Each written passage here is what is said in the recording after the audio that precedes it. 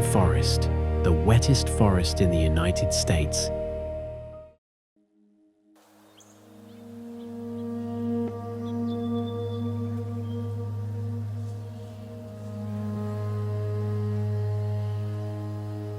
In the northwestern United States, in the state of Washington, on the Olympic Peninsula, there is a place that does not fit the usual image of a forest. This is Hoh Rain Forest, part of Olympic National Park.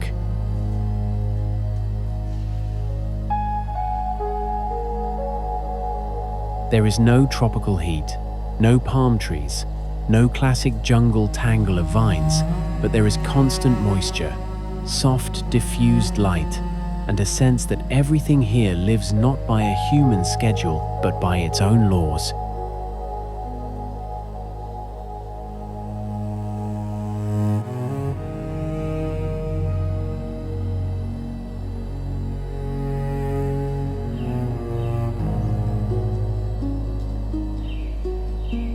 The first thing you notice is the trees.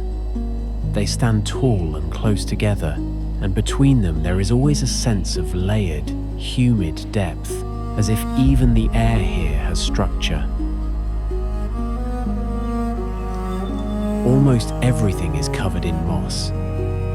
It hangs from branches in long strips, blankets the roots, wraps fallen logs, softens every outline. Because of this, the forest can feel unreal, as if it were drawn not from a botanical guidebook, but from the memory of a dream.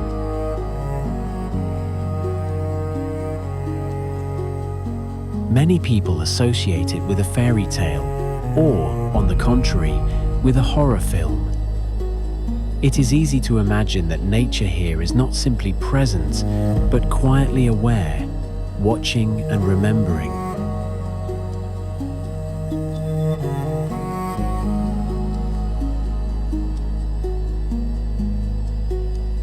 Yet behind this outward mysticism lies not mystery, but a strict and logical system formed by geography, climate, and time.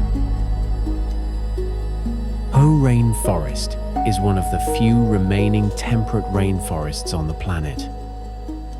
It is a distinct type of forest, not tropical, yet in terms of moisture and continuity of processes, it resembles the tropics. Such a forest can exist only where several conditions coincide at once. The ocean nearby, mountains nearby, and a climate mild enough that the forest does not shut down for half the year because of cold or drought. There are no sharp seasonal breaks here, no long periods when everything dries out and goes dormant. Instead, there is the steady work of moisture, light, and slow natural cycles. At the same time, Hoh Rain Forest does not look like a chaotic wilderness where everything is tangled. It feels ordered not because someone arranged it, but because the conditions remain stable for a long time.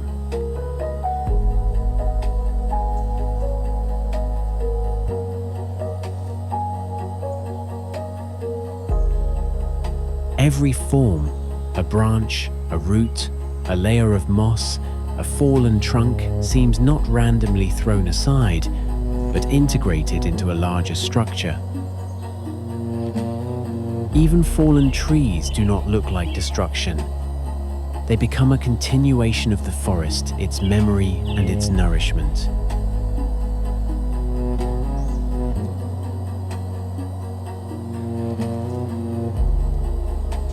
And there is something else important. This forest quickly draws you in. The humid air, muted sounds, and soft light erase the sense of distance. It becomes difficult to remain an outside observer. The forest does not try to impress it, simply exists around you. It does not attempt to be dramatic, and that is precisely why its impact is stronger. Hoh Rain Forest is neither an anomaly nor a miracle against the odds. It is the direct result of how this region functions. The ocean, the mountains, and atmospheric flows do their work every day, year after year, and if you listen closely, it becomes clear. The uniqueness here lies not in rarity for its own sake, but in the fact that nature has not been rushed.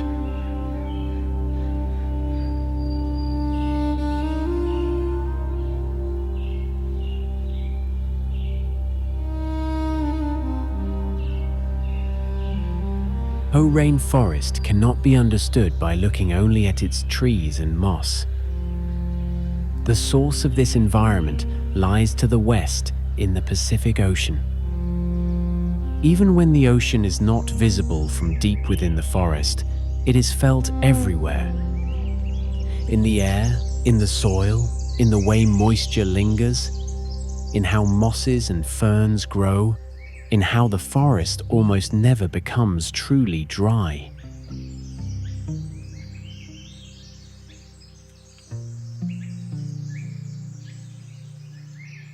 Moist air masses constantly rise from the ocean's surface. They move inland and bring water not as one dramatic event, but as a steady background. Humidity, cloud cover, precipitation. Then, in their path, stand the Olympic Mountains. The air is forced upward. As it rises, it cools, and the moisture it carries begins to fall as rain and snow. This mechanism repeats itself again and again, rarely switching off. This is important.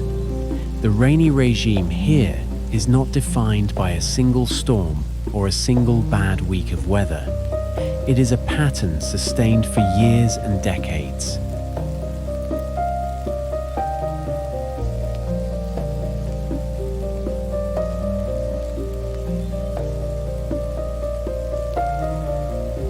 In the Hoh Rain Forest area, an average of about 3,500–4,000 millimeters of precipitation falls annually. A figure that, for temperate latitudes, sounds almost improbable, and this includes more than just rainfall. It also encompasses persistent humidity, frequent drizzle, and that characteristic wet air, which itself becomes a source of water for plants.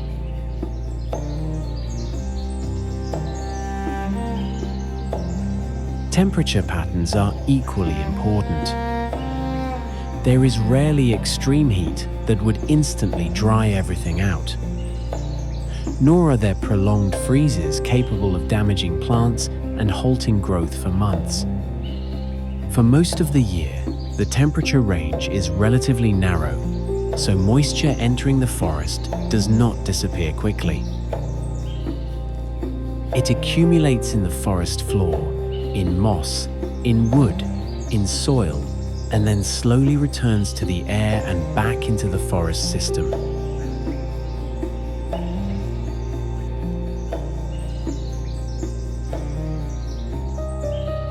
The ocean also shapes the light. Cloud cover is often dense. The sun rarely becomes a harsh spotlight. The light here is soft and diffused without sharp shadows or overheating. This is not merely aesthetic, it is a direct condition for stable growth. Plants do not suffer stress from drying out, and photosynthesis proceeds steadily, without abrupt fluctuations.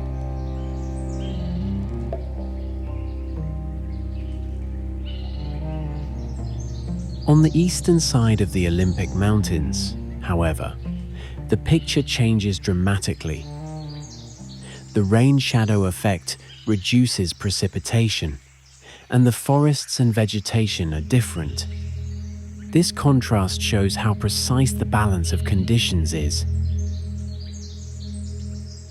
Hoh Rain Forest does not exist throughout Washington, but specifically in the zone where ocean and mountains work together.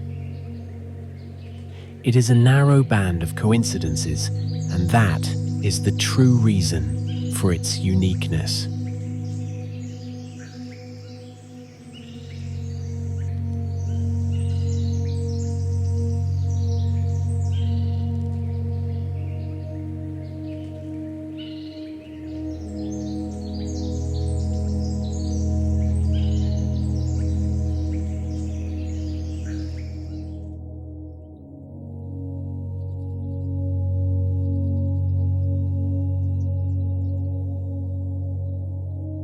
The climate of Hoh Rain Forest is not built on sharp seasonal shifts. There is no feeling that nature turns off and then suddenly switches back on. Processes continue almost uninterrupted, and this changes everything, from the rate of decomposition to the texture of tree bark and the feel of the air. Temperatures shift gently throughout the year. Winter here does not resemble a continental one. Long, severe freezes are rare.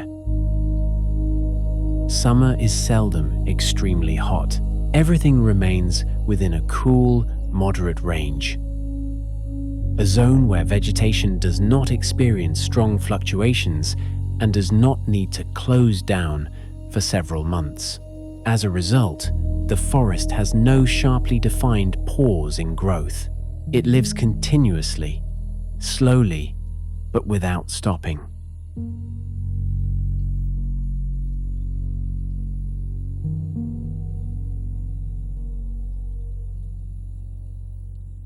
Precipitation is distributed fairly evenly. Often it comes not as heavy downpours, but as long, calm rains, drizzle, and damp periods. This kind of water does not wash the soil away, it saturates it.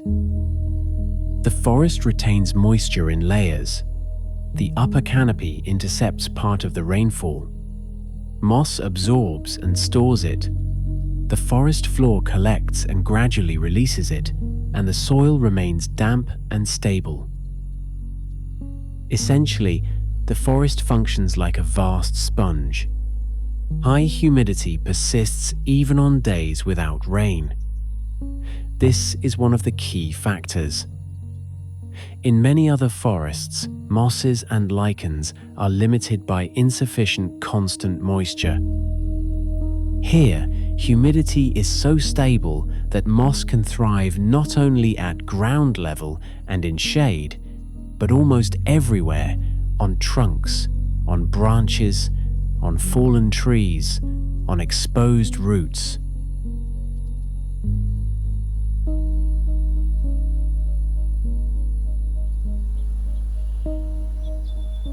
Light in Hoh Rain Forest is rarely direct or harsh. Cloud cover, canopy layers, and moist air scatter the sun's rays. The illumination becomes even and soft. This shapes the forest's structure. Plants do not struggle for a single beam of light or grow in sudden bursts. Instead, they fill space evenly, layer by layer. Because of this, it is difficult to guess the season from a single day. The forest does not wake up or fall asleep like a theatrical stage. Changes occur slowly. Slightly darker here, more water there, less elsewhere, but the overall rhythm does not break. And it is precisely this continuity that creates a distinctive effect. The forest feels both alive and calm at the same time, because life here flows not quickly but deeply.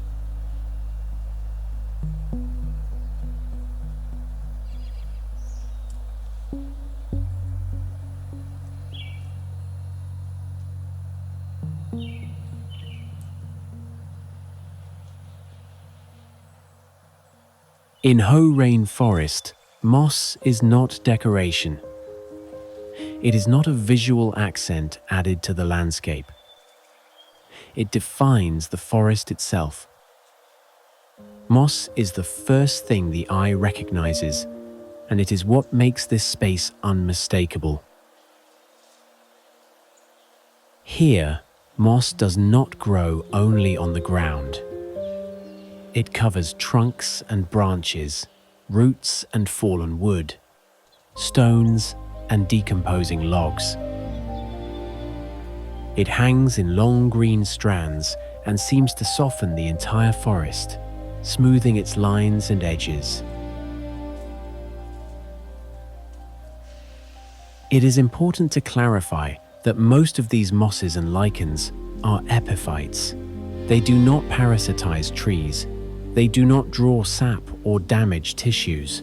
For them, a tree is simply a surface, a structure to anchor to. They receive nutrients and moisture from the air and from the water that lingers on surfaces.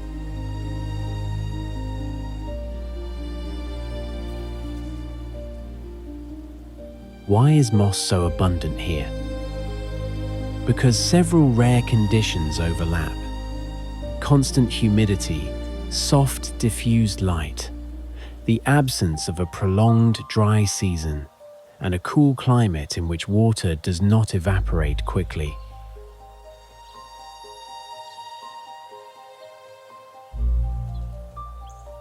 In many other forests, moss remains close to the ground or confined to the dampest spots. Here, it can occupy the full vertical volume of space from soil to canopy.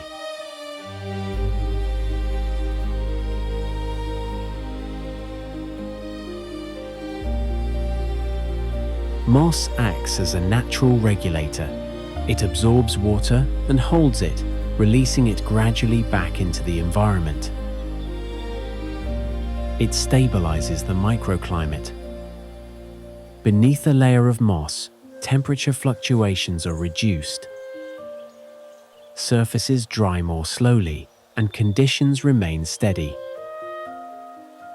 In this sense, moss is not ornament, it is function.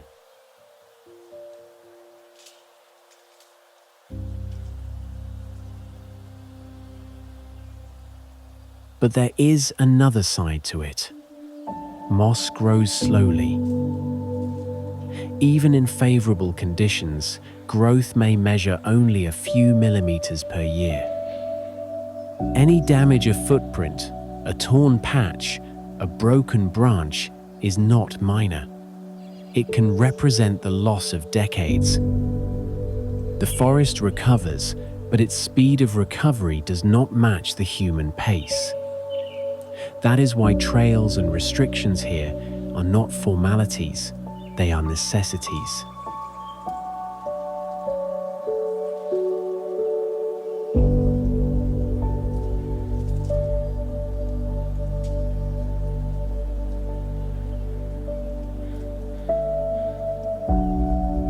Beneath the moss exists a hidden world. Fungi, insects, microorganisms. This layer of life is subtle, but it drives nutrient cycling. Moss traps organic material, slows decomposition, and stabilizes the soil. It also changes perception. It softens color, blurs sharp outlines, almost slows the visual rhythm of the forest. A tree appears older, a root appears heavier. The forest feels ancient, not because everything here is extremely old, but because time expresses itself differently.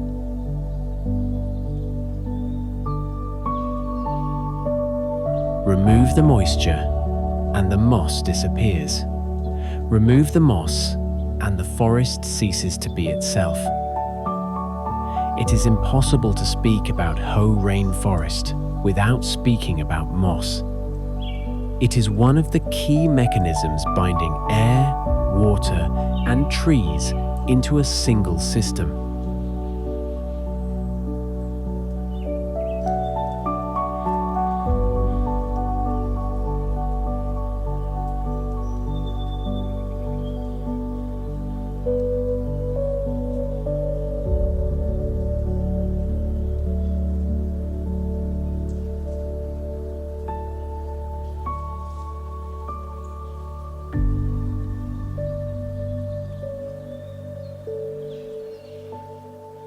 Moss needs height and structure. In Hoh Rain Forest, that structure is provided by trees large, massive, long-lived, and slow-growing. They define the scale of the forest and sustain its vertical architecture.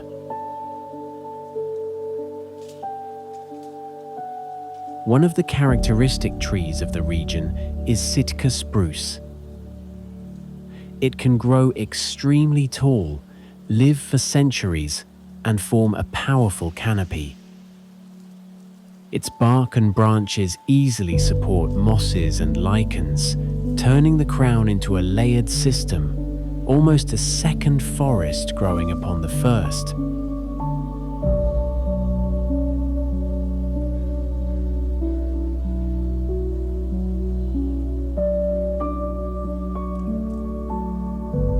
Western hemlock is equally common. It may not always be the tallest tree, but it is resilient and shade-tolerant, capable of thriving where light is limited.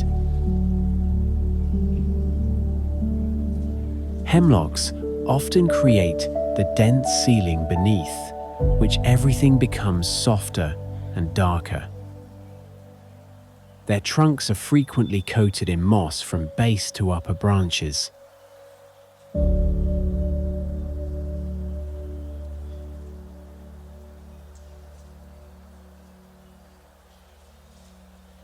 Another essential presence is bigleaf maple.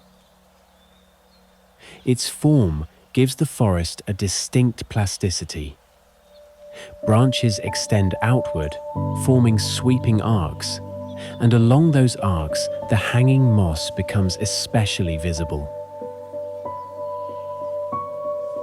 The maple does not make the forest unique because it is exotic, but because its architecture harmonizes perfectly with constant moisture and epiphytic life.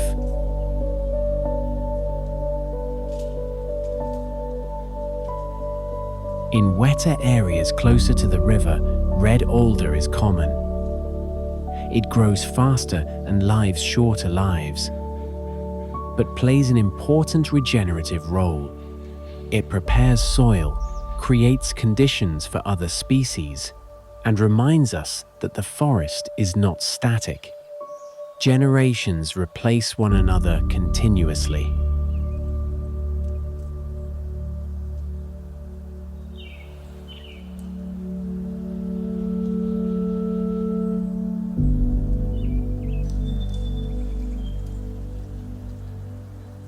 Many trees here live for hundreds of years. They are not forced to endure prolonged drought or extreme frost. Time has been their primary limiting factor. As a result, the forest does not feel fast. It feels dense, heavy, stable. Wood is often massive. Roots interlace and support one another. Fallen trees are not perceived as endings. They become beginnings, what ecologists call nurse logs. Young trees germinate along a decaying trunk. Mosses and fungi slowly break down the wood, transforming it into fertile substrate. On a single fallen tree, several stages of life can coexist, from intact bark to soft, soil-like matter nurturing new growth.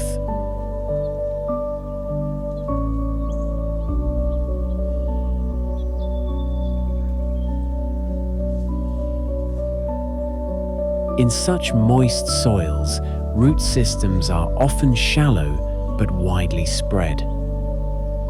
Roots intertwine, forming networks.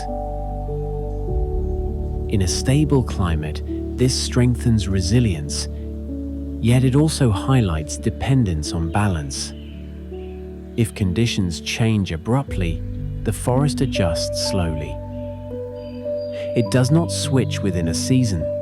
It transforms over years.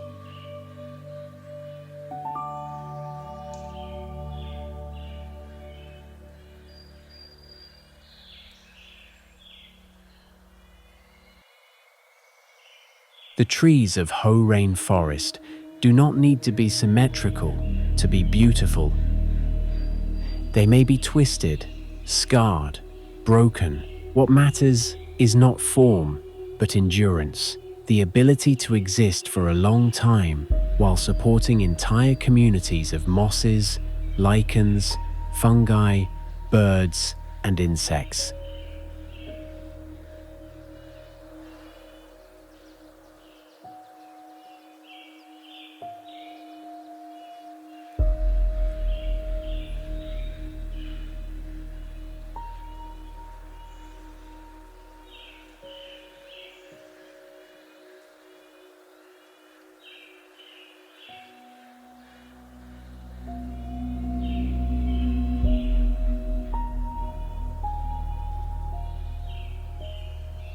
To understand Hoh Rain Forest, it is necessary to see that it does not live only along the trail. Its logic is vertical. Life is arranged in layers, and each layer performs its own role, like floors in a large structure where everything is connected. The highest layer is the canopy of tall trees. It receives rain and light first. Rain does not fall straight through in a single motion. It lingers on leaves, branches, and moss. Even after rainfall stops, water continues to drip and move downward. The forest remains wet long after the clouds have passed.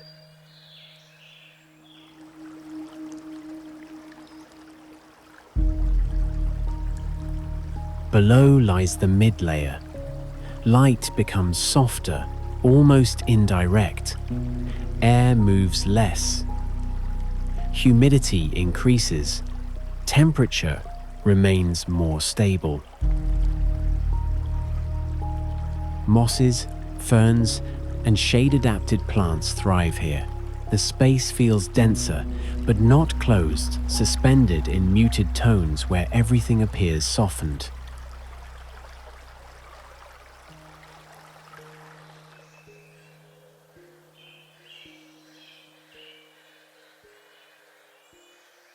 The understory is darker, yet far from empty. Young trees, fungi, mosses, lichens, and invertebrates dominate this zone. Here operates the primary mechanism of organic recycling. The forest constantly produces material leaves, branches, bark, trunks, and something must return it to the soil. In Hoh Rain Forest, this happens slowly but continuously. The soil itself is another world. It is not simply earth, but a layered structure of humus, roots, moss, and decomposing wood. In a cool and humid climate, decomposition proceeds gradually, allowing organic matter to accumulate. Underfoot, the ground feels soft and resilient, absorbing water, feeding roots.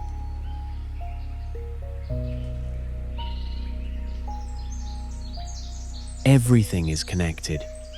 Water retained above nourishes what lies below. Organic matter processed below sustains the trees above. Even air circulates through this system slowly and gently.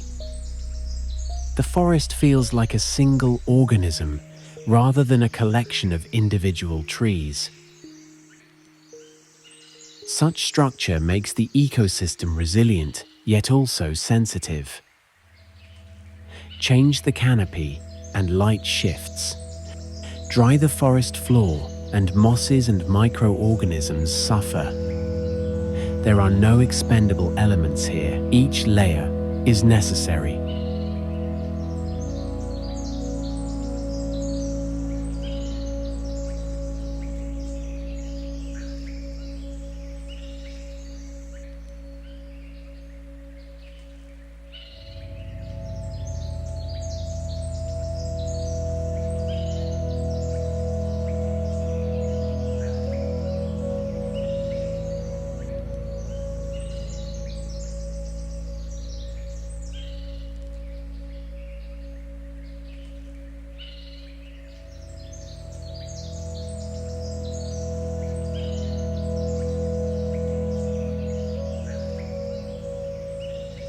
In Hoh Rain Forest, animals rarely take center stage. There are no wide open spaces where everything is immediately visible. The forest is dense, humid, and quiet, and most of its inhabitants are adapted precisely to this kind of environment, layered, concealed, resistant to sudden movement. Large mammals are present, but their existence is more often sensed than observed. Roosevelt elk are among the most recognizable animals of the region, yet even they do not appear everywhere. They are more commonly found where the forest opens slightly and where access to water and vegetation is easier.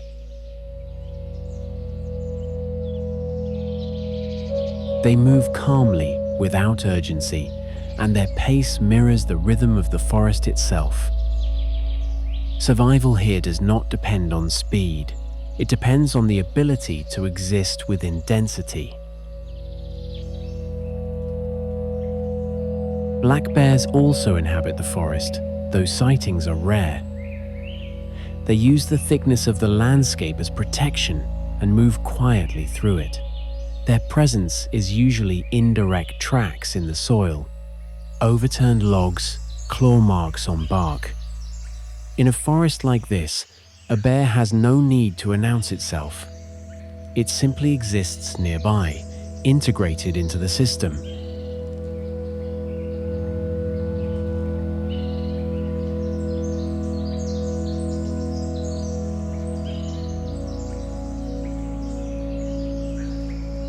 Cougars are even more elusive.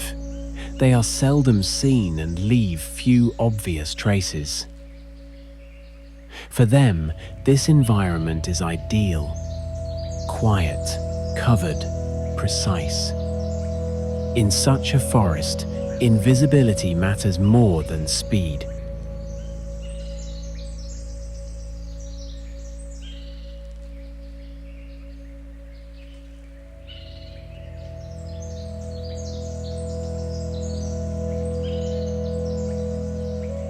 Bird life is constant, yet Hoh Rain Forest is not a loud forest. Moist air and dense vegetation absorb sound. Many species remain close to the ground or within the mid-layer woodpeckers, songbirds, owls. Their activity is distributed in a way that prevents the forest from becoming chaotic. Sound appears and disappears, woven into the environment rather than dominating it.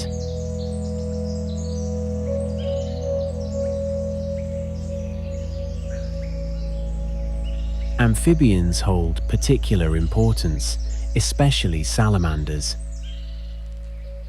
In forests like this, they thrive because stable moisture is essential to their survival. They are highly sensitive to drying and pollution, which makes them indicators of ecosystem health. They do not live in a single swamp or pond, but within the forest floor itself, among moss, leaf litter, and decaying wood, where humidity remains constant.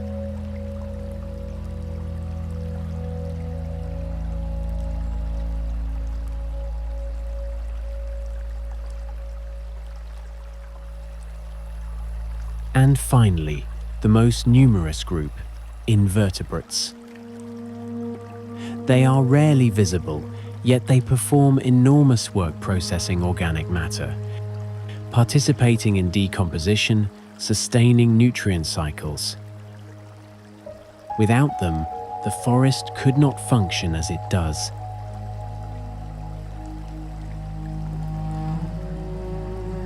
Their world is hidden in soil, beneath bark, within moss. And this hidden labor is one reason the forest feels so composed. There is little unnecessary motion, but constant invisible activity.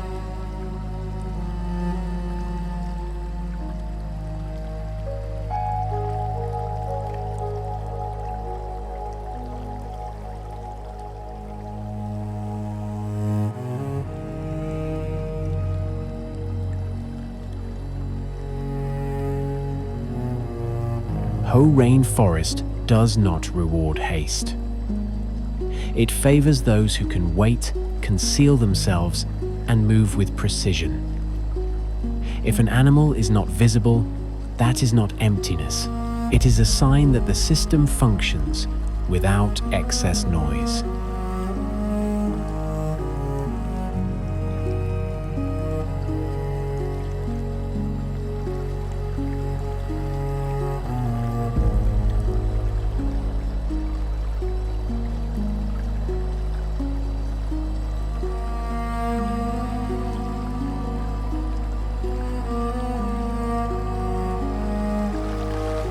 A rainforest exists not only because of rainfall.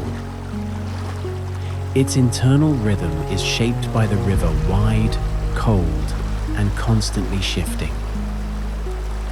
The Hoh River begins high in the Olympic Mountains, fed by glaciers that sustain it year-round.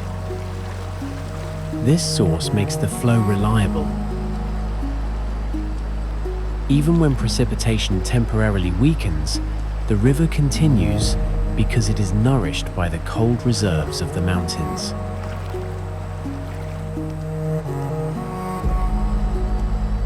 The water often carries a milky tint caused by glacial sediment suspended in the current.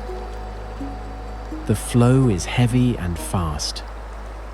The river does not follow a single fixed line. It divides into channels, deposits gravel, shifts its bed, then gathers again. It is not a static object, but a process. For the forest, the river is not a boundary, it is an axis. Along its banks, humidity increases and vegetation thickens. Larger animals appear more often there, and their traces become more visible.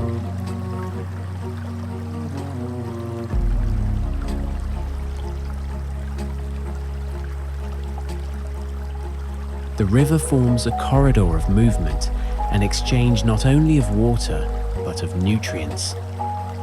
Salmon play a particularly vital role. They return from the ocean and swim upstream, completing their life cycle here.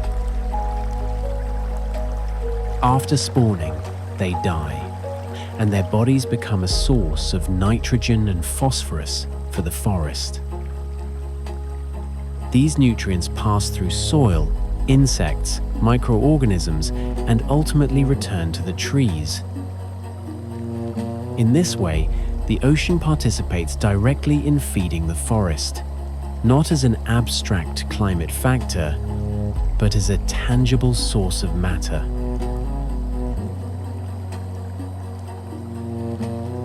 The riverbanks change. During floods, water can uproot trees and create new gravel bars. Yet, this is not destruction, it is renewal. The forest absorbs these shifts. Young plants occupy open spaces, moss retains moisture, and soil gradually stabilizes again. The Hoh River does not need to be picturesque in a postcard sense. It simply flows cold, heavy, continuous. And as long as it remains alive, the forest retains its rhythm and resilience.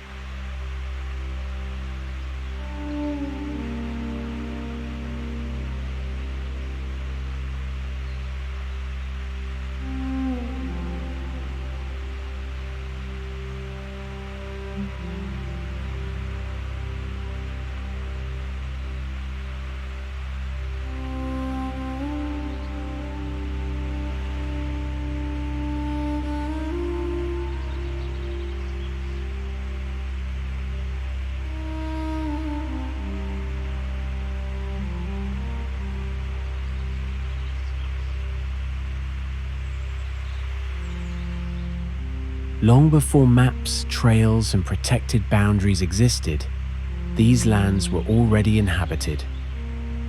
For thousands of years, the people known as the Hoh one of the indigenous nations of the Pacific Northwest, lived here.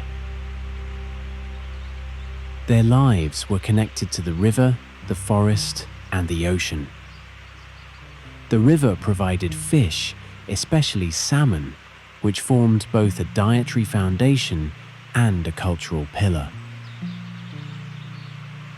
The forest supplied wood for homes, canoes, and tools, as well as plants and materials used in daily life and medicine. Nature was not separate from existence. It was not recreation. It was not merely a resource. It was structure.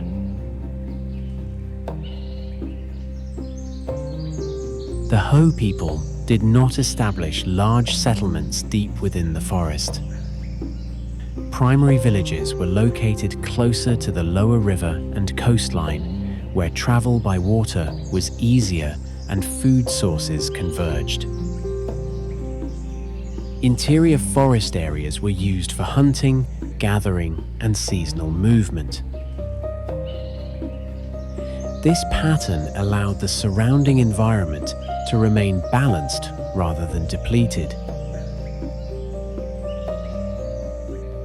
Their relationship with the forest was both practical and respectful.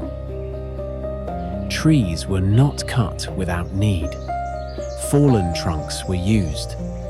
Individual trees were selected carefully according to age and condition.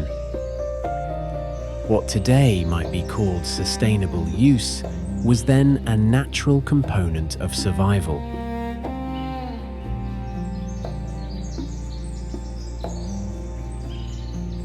The forest also held spiritual meaning. It was not perceived as empty land, but as a place of presence and significance. River, animals, and trees were understood as parts of a unified system in which humans did not stand above the rest. This worldview was reflected in traditions, oral histories, and ceremonies passed through generations.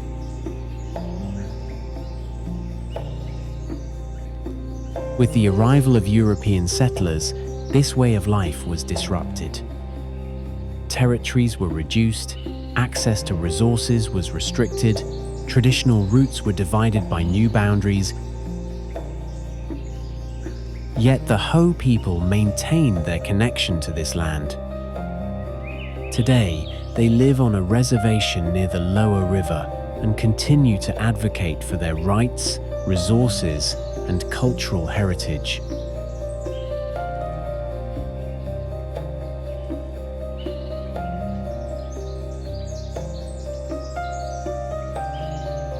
This history matters for another reason. It reminds us that Hoh Rain Forest was not always wild in the modern tourist sense. It was part of human life and remained resilient. Conservation does not always mean absence of people. Sometimes it means a different way of living.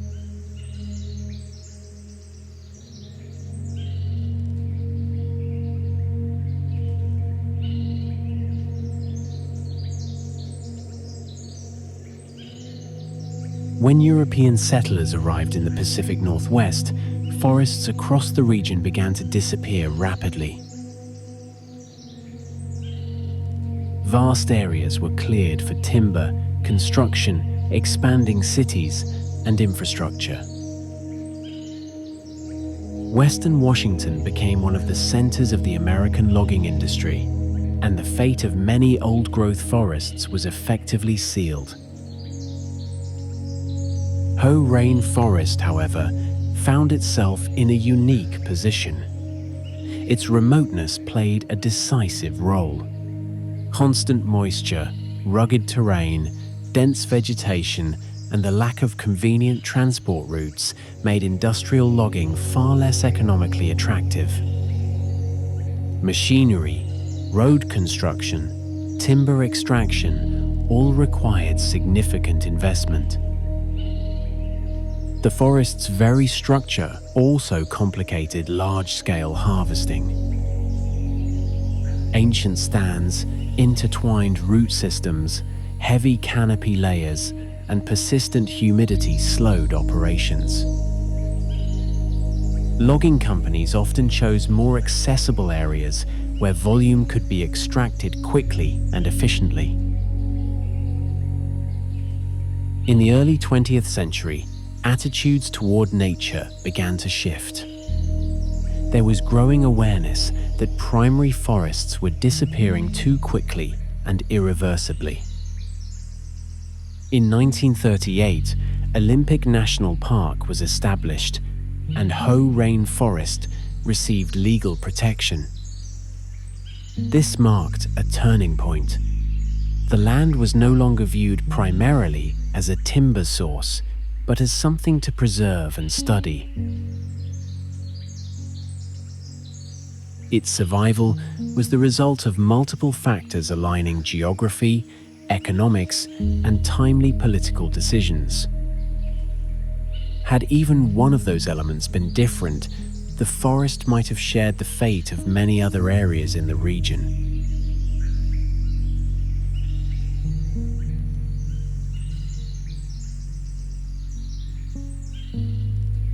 Today, Hoh Rain Forest is considered one of the best preserved temperate rainforests in North America. Not because it is untouched in an absolute sense, but because it remains closer to its natural state than most comparable ecosystems.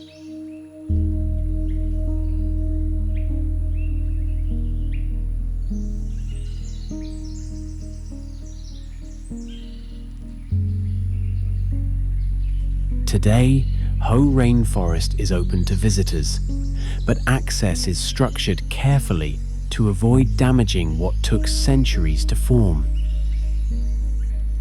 This is not a place for a quick stop.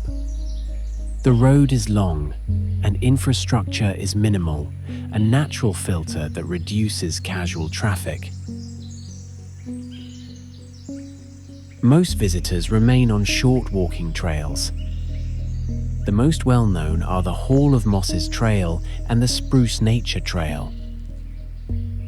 They are designed to allow people to experience characteristic sections of the forest without entering areas that are especially fragile. Boardwalks, bridges, and clearly marked boundaries are not decorative features. They protect soil and moss. A single step off the path can damage the forest floor, and recovery may take decades. Visitor numbers fluctuate seasonally. Warmer months bring more people, winter sees fewer, yet the forest never becomes an entertainment venue. There are no cafes inside, no shops, no distractions. The space itself is the focus. The rules are simple. Stay on trails, do not disturb the moss, do not remove natural objects, leave no trace. In this environment, it is easy to understand why these are not formalities. The forest does not hide damage quickly. Every impact remains visible.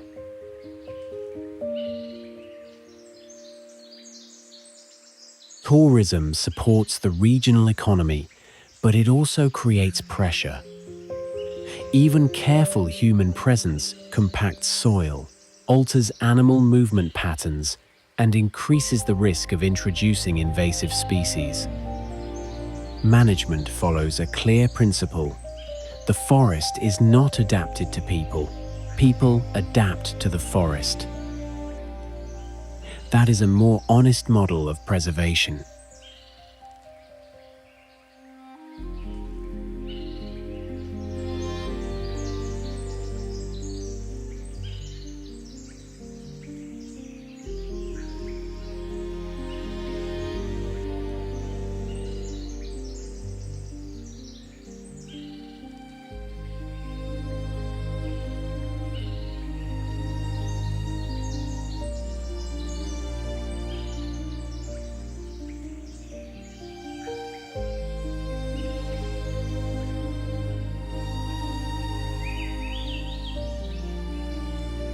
Reaching Hoh Rain Forest requires time. It is not a place encountered accidentally along a highway. The forest lies away from major transportation routes. The access road effectively ends at the entrance. It is not a throughway. Traffic is limited not by gates, but by geography. As one approaches, settlements become sparse. Gas stations, stores, familiar services remain behind. This gradual transition creates the right psychological shift. Beyond this point, humans are no longer central. They are visitors. Public transportation does not serve the forest in a practical tourist format. Most visitors arrive by personal vehicle, not as a symbol of status, but as a necessity of distance.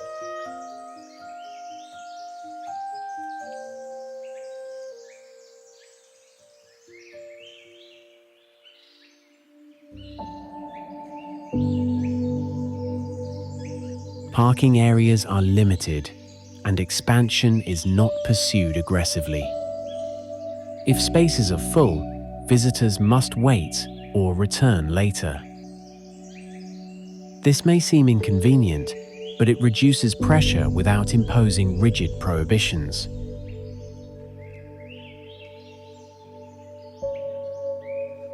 Inside Hoh Rain Forest, there are no through roads and no vehicle traffic.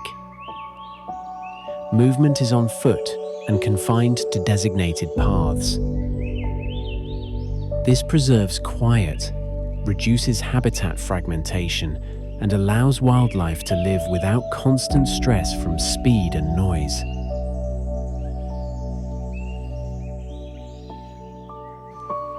Isolation functions as a perceptual filter as well. It is difficult to drop in for 5 minutes. Even a short walk requires intention. The forest stops being background scenery and becomes an experience. And once a place becomes an experience, it is approached differently.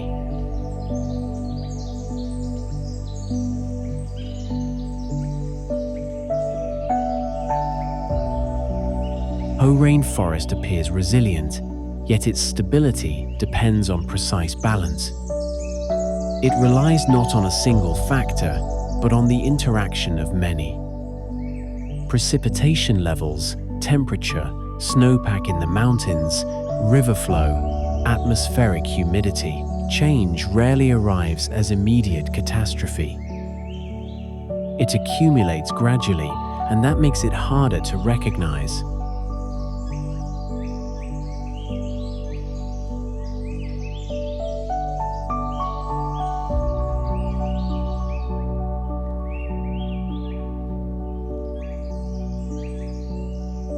Climate change reveals itself in subtleties.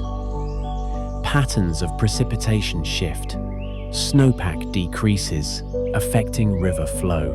Even small reductions in summer humidity influence moss and understory plants, the elements that respond first to drying.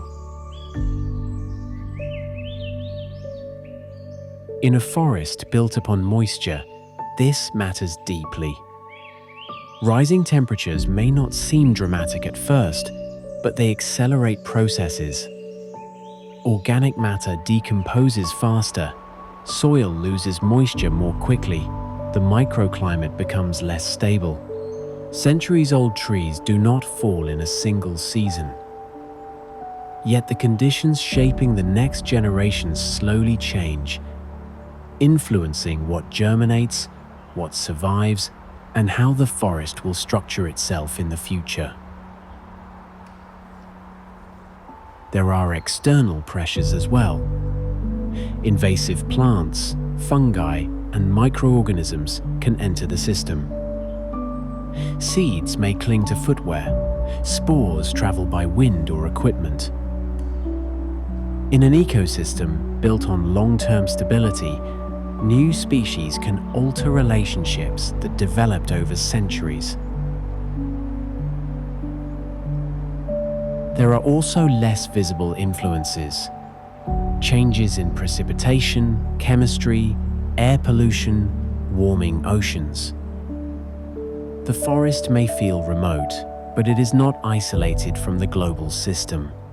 Protecting Hoh Rain Forest is therefore not a single action, but an ongoing process of observation, research, and disciplined management.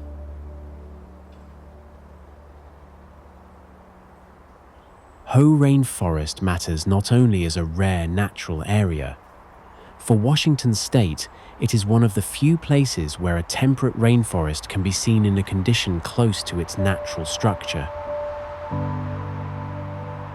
Much of the Pacific Northwest's similar ecosystems have been altered, fragmented, or lost. Here, the forest remains continuous. It becomes a reference point, an example of what a system looks like when it is not accelerated or restructured.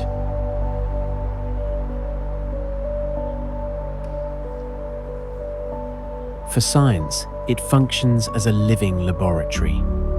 Researchers can observe slow processes, tree growth, moss resilience, soil development, the relationship between river and forest, nutrient cycles, unfolding across decades. Such timescales are difficult to study in landscapes shaped by constant intervention.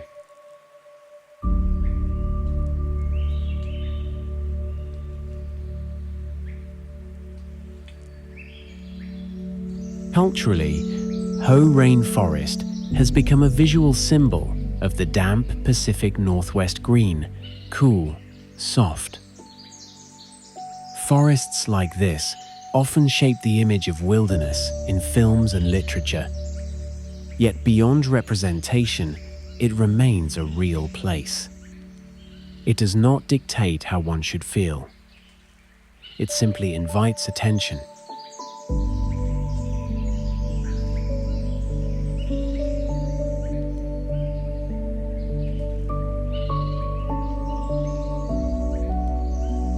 Ultimately, the forest's deepest significance lies in experience. It does not demand reaction, it does not perform, it does not hurry. Its presence works through silence, moisture, and unforced rhythm.